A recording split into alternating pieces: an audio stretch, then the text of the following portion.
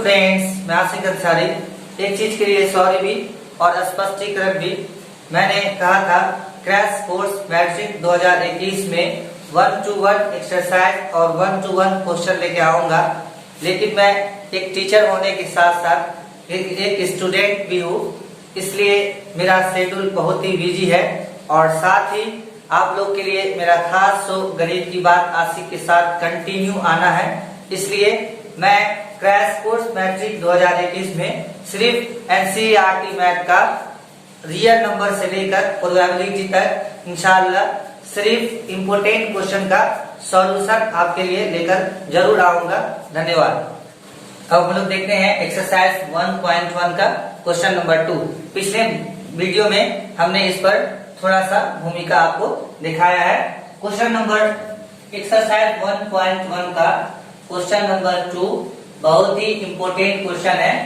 BSCB और CBSE Bihar board और central board दोनों मैट्रिक एग्जाम के लिए ये क्वेश्चन बहुत ही इम्पोर्टेंट है। तो चलिए आप उसको हम लोग देखते हैं। इसमें कह रहा है कि कोई भी धनात्मक विषम पूर्णांक का रूप 6q+1, 6q+3 या 6q+5 के रूप में होता है, यानी कोई भी सम और इंटीजर का फॉर्म 6q+1, 6q+3, 6q+5 के फॉर्म में होता है, ये हमको दिखाना है। इसके लिए आपको पिछले वीडियो में हमने केस भी बताया था, उसको फिर एक बार देखते हैं हम लोग। यूक्लिड लेम्मा के लिए फॉर्मूला होता है a बराबर bq+r, जहां r का जो वैल्यू होगा वो a से हमेशा बड़ा होगा या तो बराबर होगा, लेकिन b से हमेशा छोटा होगा, और a का वैल्यू हमेशा यूक्लिड लेम्मा में 0 होगा। अब यहाँ पर दिया हुआ है क्वेश्चन में कि 6q+1, 6q+5 और 6q+3 और 6q+5 ये दिया हुआ है। तो इसमें आप यूक्लिड लेम्मा में क्या जानते हैं फॉर्मूला a बराबर bq+r, यानी b क्यों, तो b क्या है आपका 6, यानी b का वैल्यू कितना हो गया 6। इससे आपको r का वैल्यू फाइंड आउट करना है। तो r का वैल्यू क्या होगा, r का वैल्यू जो होगा वो हमेशा b से छोटा होगा। तो b का वैल्यू हमारा 6 आया और r का वैल्यू हमेशा जो होता है वो b से छोटा होता है, यानी वो 6 से छोटा होगा। और लेना क्या है हमको, यहाँ क्वेश्चन में कह रहा है धनात्मक विषम पूर्णांक, यानी सम और इंटीजर लेना है, वो भी 6 से छोटा।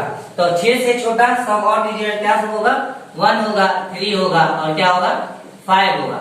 अब हम फॉर्मूला लगाएंगे, a बराबर क्या आता है bq+r। अब b का वैल्यू आपको कितना दिया हुआ है 6q+r। r का वैल्यू सबसे पहले क्या रखेंगे 1, तो आपको आ गया एक फॉर्म 6q+1 और लिखेंगे a बराबर bq+r, यानी b का वैल्यू है 6q+r का वैल्यू आप कितना रखेंगे 3, यानी हो गया 6q+3। फिर लिखेंगे a बराबर bq+r, यानी b का वैल्यू है 6q+r, r का वैल्यू क्या है 5।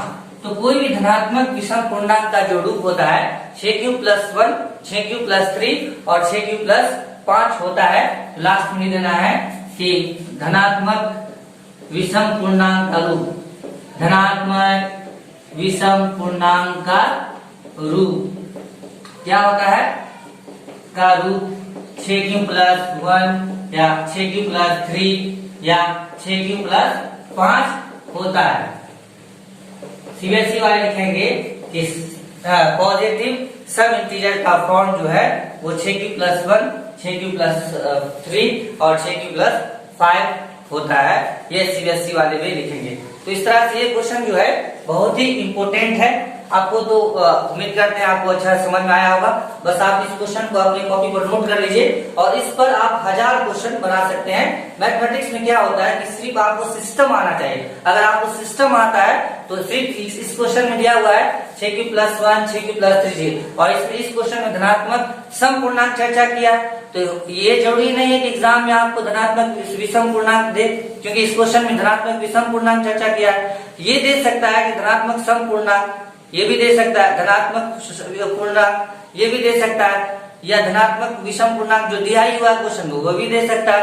यानी क्वेश्चन में आपको तब्दीली हो सकती है, लेकिन आपको सिस्टम जो रहेगा वो यही रहेगा। इसी सिस्टम से उसका सॉल्यूशन निकालना है। तो आप इस क्वेश्चन को आप अपने नोटबुक में नोट कर लीजिए और फिर इसी सिस्टम से आप 1000 क्वेश्चन सॉल्व कर सकते हैं। अब बढ़ते हैं आगे। अब हम लोग देखते हैं भाज्य संख्या और अभाज्य संख्या, मतलब कंपोजिट नंबर और प्राइम नंबर। कंपोजिट नंबर और प्राइम नंबर जानने के बाद इस पर आधारित कुछ इंपोर्टेंट क्वेश्चन हम लोग देखेंगे। तो मैं पहले ही बता दिया हूं कि मैट्रिक 2021 क्रैश कोर्स जो हमारा टच एजुकेशन पर एक खास सेशन चल रहा है, इसमें एनसीईआरटी का सभी इंपोर्टेंट क्वेश्चन बताया जाएगा। ये इंपोर्टेंट है, इससे भी ज्यादा ये इंपोर्टेंट है कि आपको क्वेश्चन सॉल्व करने का सिस्टम यहाँ बताया जाएगा। और अगर आप सिस्टम को जान जाएंगे तो आप 1 से 1000 क्वेश्चन बना सकते हैं। तो सबसे पहले हम लोग जानेंगे भाज्य संख्या किसको कहते हैं। भाज्य संख्या यानी कंपोजिट नंबर। कंपोजिट नंबर भाज्य संख्या उस संख्या को कहेंगे जो एक और अपने आप से कटे, इसके अलावा किसी अन्य पारा से भी कटे, हम उसको क्या कहेंगे कि ये भाज्य संख्या है। जैसे कि 8 है, 8 1 से भी कटता है और खुद से 8 से भी कटेगा। इसके अलावा ये 2 के पारा में भी आएगा, इसके अलावा ये 4 के पारा में भी आएगा। यानी इसका 2 से ज्यादा फैक्टर होगा, वो संख्या क्या कहलाएगा, भाज्य संख्या कहलाएगा, यानी प्राइम नंबर कंपोजिट नंबर कहलाएगा। कंपोजिट नंबर ऐसा नंबर जो 1 से कटे, अपने आप से कटे, इसके अलावा किसी अन्य के पारा से भी कटे, तो वो संख्या हमको कंपोजिट नंबर कहलाएगा। अब हम लोग जानते हैं प्राइम नंबर, ये इंपोर्टेंट है, यहाँ इससे आप नोट कीजिए। प्राइम नंबर, प्राइम नंबर किसको बोलते हैं, अभाज्य संख्या। अभाज्य संख्या, अभाज्य संख्या यानी अभाज्य संख्या किसको बोलेंगे, अब हम लोग प्राइम नंबर उस नंबर को कहेंगे जो 1 से कटेगा और 1 के अलावा स्वयं से ही कटेगा, या हम ये कह सकते हैं कि उसका अधिकतम 2 फैक्टर हो, उसको हम लोग क्या बोलेंगे, प्राइम नंबर बोलेंगे। जैसे कि 2, 3, 5, 7 ये सभी क्या है, प्राइम नंबर है। यानी 2 जो है, 2 का 2 ही फैक्टर होगा, एक तो 1 होगा और एक 2 होगा। उसी तरह 7 है, 7 का भी 2 ही फैक्टर होगा, 1 होगा और 7 होगा। यानी जो 1 के पारा से कटे और स्वयं से कटे, हम उसको क्या कहेंगे, ये अभाज्य संख्या है, मतलब ये प्राइम नंबर है। और प्राइम नंबर से इस पर एग्जाम में आपको क्वेश्चन आ सकता है कि सबसे छोटी प्राइम नंबर कौन सा है। ऑब्जेक्टिव में आता है, क्योंकि आप जानते हैं कि 50% बिहार बोर्ड में अब ऑब्जेक्टिव कर दिया गया है। तो ऑब्जेक्टिव में इससे एक क्वेश्चन आएगा कि आप सबसे छोटी प्राइम नंबर है, तो सबसे छोटी प्राइम नंबर जो है वो 2 है। सबसे छोटी प्राइम नंबर यानी सबसे छोटी अभाज्य संख्या क्या है, 2 है। यानी अभाज्य संख्या जो है वो 2 से ही स्टार्ट होता है। सबसे छोटी अभाज्य संख्या क्या है, 2 है। ये आप याद रखेंगे। एक एग्जाम्पल से हम लोग समझते हैं कि अभाज्य संख्या का गुणनफल रूप भाज्य संख्या कैसे होगा।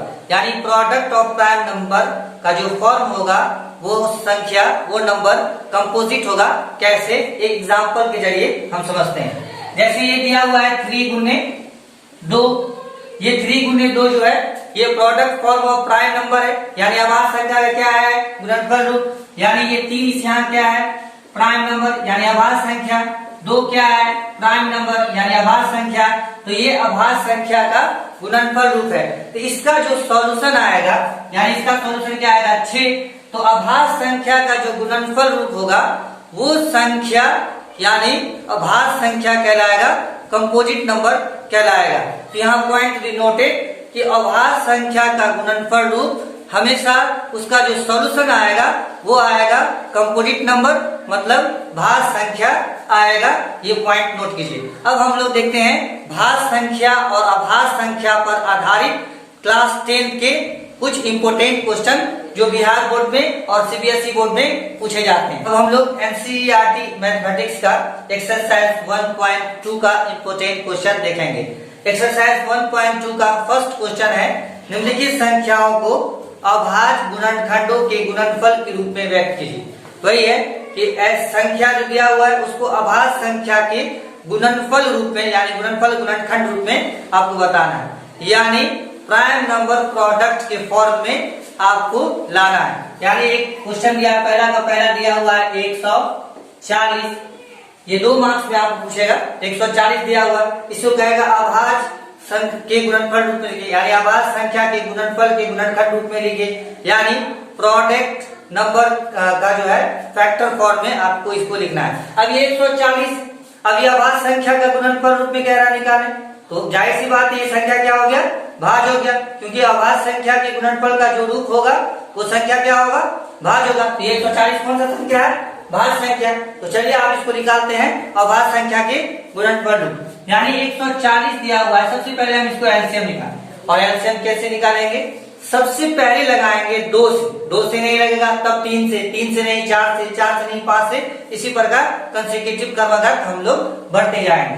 तो 2 से लगाएंगे, 2 से लग रहा है, 2 7 14 0, 2 3 6 1 बचा, तो ये हो जाएगा 2 5 10, फिर लास्ट में 5 आ गया तो आपको 5 से लगाना, 5 7 35। अब यहाँ देखिए 7 आ गया, 7 कौन सा संख्या है, अभाज्य संख्या।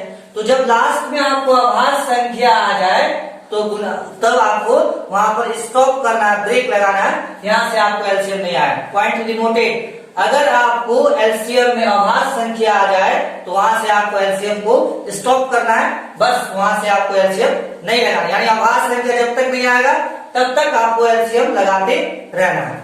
तो आप इसको आपको सजाना है, यानी 140 बराबर क्या हुआ, 2 गुने 5 गुने 7, 2 कितना मरतबा आया है, 2 मरतबा, 5 कितना मरतबा आया है, 1 मरतबा, 7 कितना मरतबा आया है, 1 मरतबा।